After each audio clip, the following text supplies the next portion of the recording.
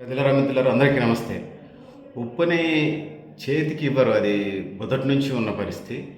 ఉప్పుని చేతికి ఇవ్వకుండానికి ప్రధాన కారణాలు నేను ఈ వీడియో ద్వారా మీ దృష్టికి తీసుకొచ్చే ప్రయత్నం చేస్తాను. ఒకటి, ఉప్పులో తేమను పీల్చుకునేటువంటి గుణం ఉంటది. ఈ గుణం ఎక్కువగా ఉంటది. దీన్ని హైగ్రోస్కోపిక్ అంటారు.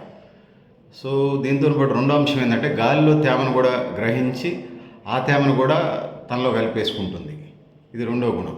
మూడోది, అయితే ఉప్పు చేతికి ఇవ్వకూడదనేది కారణాల్లో ఇదైనప్పుడు, ఉప్పు చేతికి ఇవ్వకూడదు అనడానికి ఈ గుణమే ప్రధాన కారణంగా మనకు కనపడుతుందని.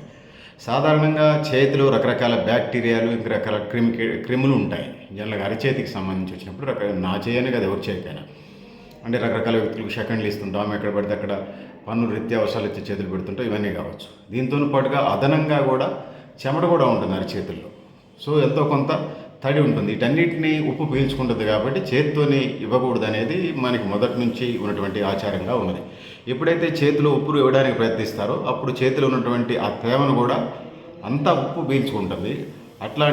అలాంటి ఉప్పును వాడటం వల్ల ఆరోగ్యానికి నష్టం చేస్తుంది, అంటే అనారోగ్యకరంగా తయారవుతుంది. అందుకే పొరపాటును కూడా చేతితోని ఉప్పుని మరొకరికి కానీ మరో వ్యక్తికి కానీ ఇవ్వకూడదు అనేది మన పూర్వీకులు మనకు పెట్టినటువంటి ఆచారం అనుకోండి, వ్యవహారం అనుకోండి.